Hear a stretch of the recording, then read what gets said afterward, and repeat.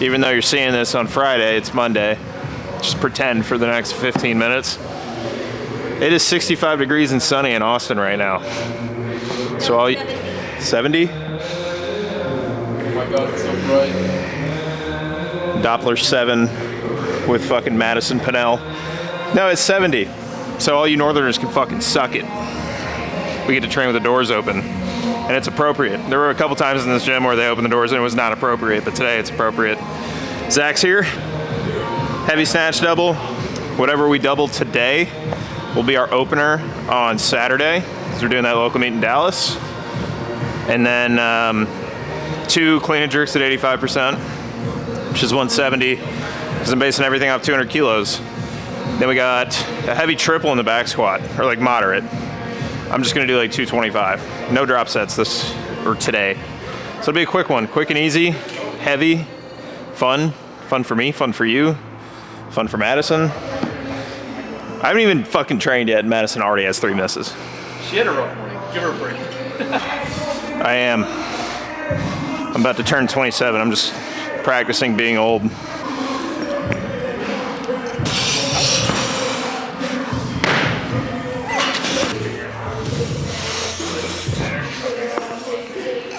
Literally do jack for them, bro.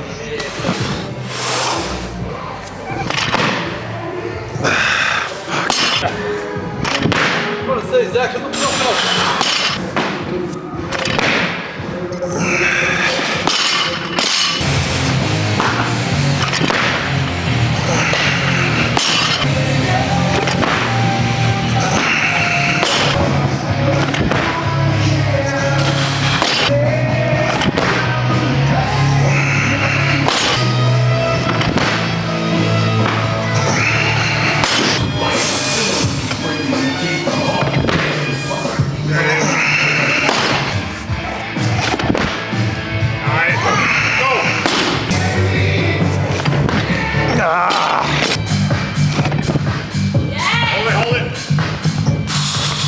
That's not gonna be a fucking double.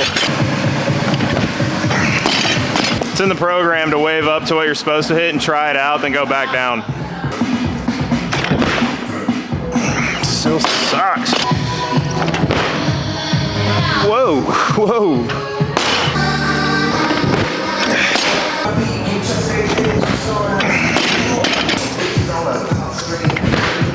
Oh my God.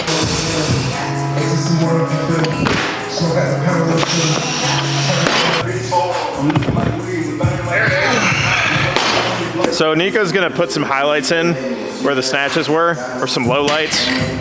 I got a little snatch bug right now. My snatch is sick, and it needs to rest and get better, because that performance today was fucking disgusting, and so was Friday.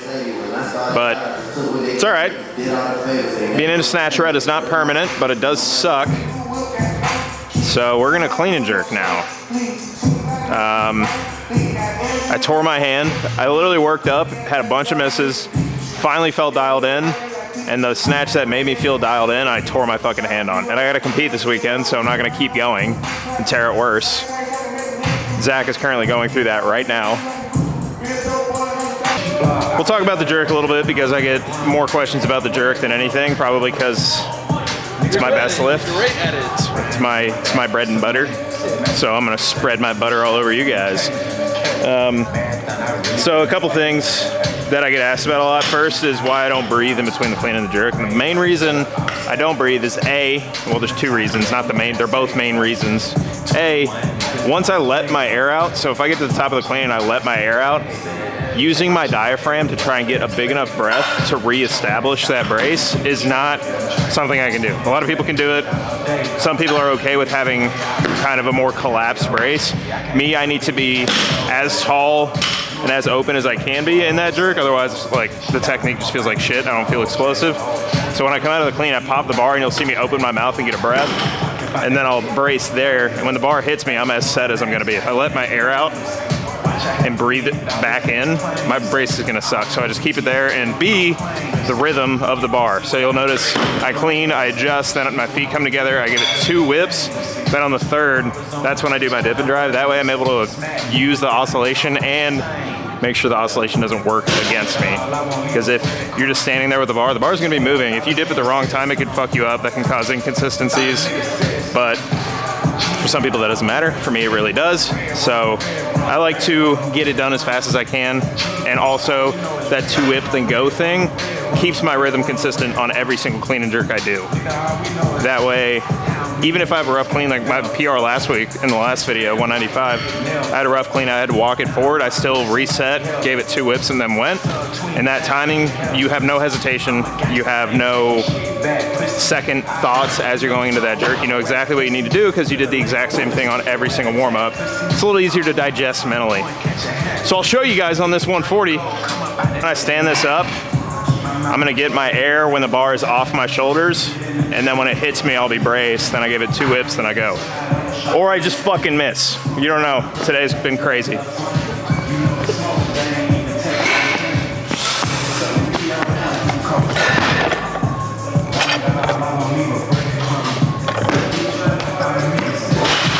So ideally, when you're doing a jerk and if you're on the gold, I talk about this shit a lot, so you've probably heard it before, but ideally your torso drops straight down. There's no horizontal displacement with the torso. When you're going into a jerk, the torso stays in the same place the whole time, but your legs, in order for that to happen, need to move equal distance. If your legs don't move equal distance, then your torso is going to move. If your front foot moves 1 foot, your back foot moves 2 feet, your torso is going to go back with your back foot. That's just how it works. When you're supporting a load, the torso is going to center itself. So the best thing you can do is make sure your feet move equal distance. And a way you can do that is like find a line on the floor. We'll use this little yellow strip. Just go up on your toes and drop. And then you can look down and see that we moved about equal distance. If you're new, you should do that like every day. Establish good habits in the jerk before you apply weight to it. That way you know you're doing everything right. And the other thing is your legs should be bent about the same amount. So when we're in the split, you'll notice that both legs are bent about the same, except for when it gets heavy. Obviously, we're gonna start lunging into that front leg, but you should be thinking same amount of bend in both legs. The degree of bend in my back leg and front leg are about the same. My hips are right under my shoulders the whole time. And if you do all of those things really well, then your jerk's gonna be good. But that's why weightlifting takes a very long time. It's this movement that takes 1 second to complete, but a dozen things need to be in place for it to go well. So if you're wondering why you're not good at jerks yet, just haven't been doing the sport long enough and you need to do a lot of jerks. I've been doing it for 12 years and I'm still getting better at it. So give it time, don't be impatient.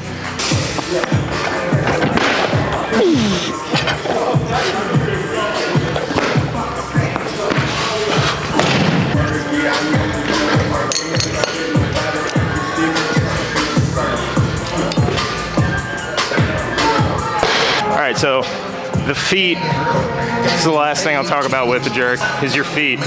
A lot of coaches coach your back foot hitting first and then you using that to drive your front foot out.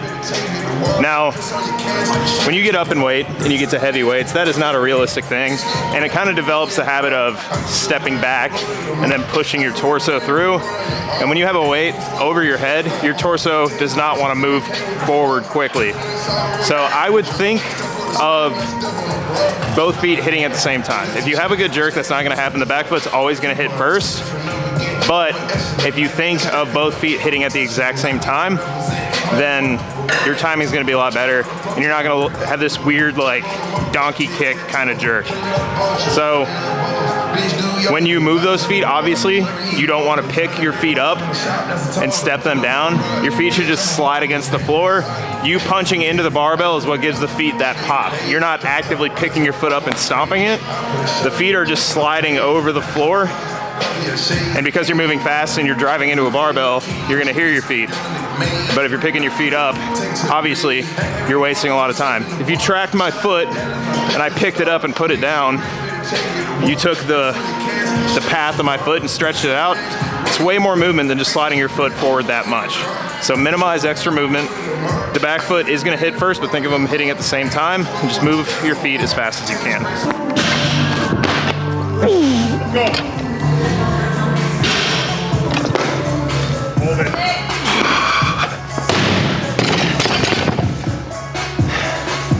Don't do that. That was terrible. After all that explanation, I just do a fucking dog shit jerk. But that's good. I had to show you guys what not to do. He takes a breath in between the clean and the jerk. But you'll notice all the fundamentals are pretty much the same. His shoulders stay right on top of his hips, his feet move an even amount. Up, big breath, punch. Boom. So, while we're on the topic, let's talk about bad days and how to rebound from them and what to do.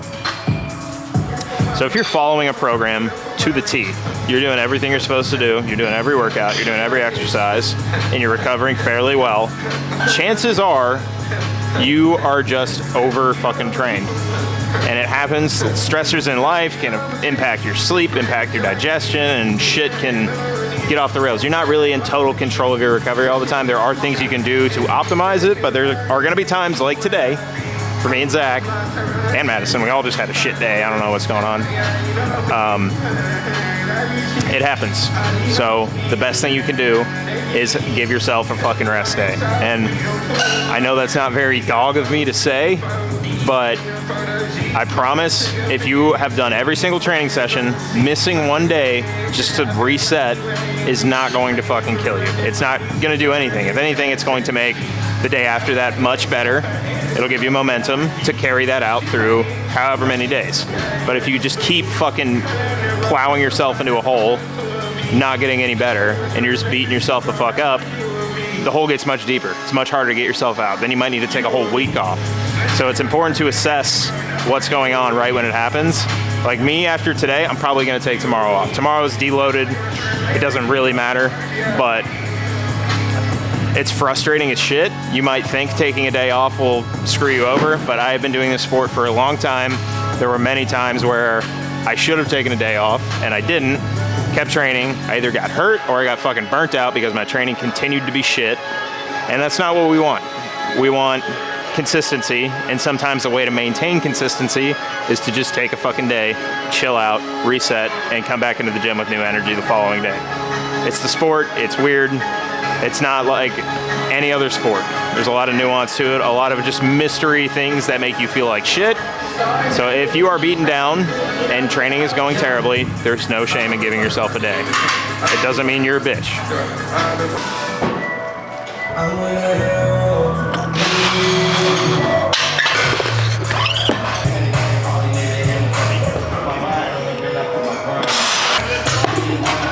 Next cycle a lot, yeah.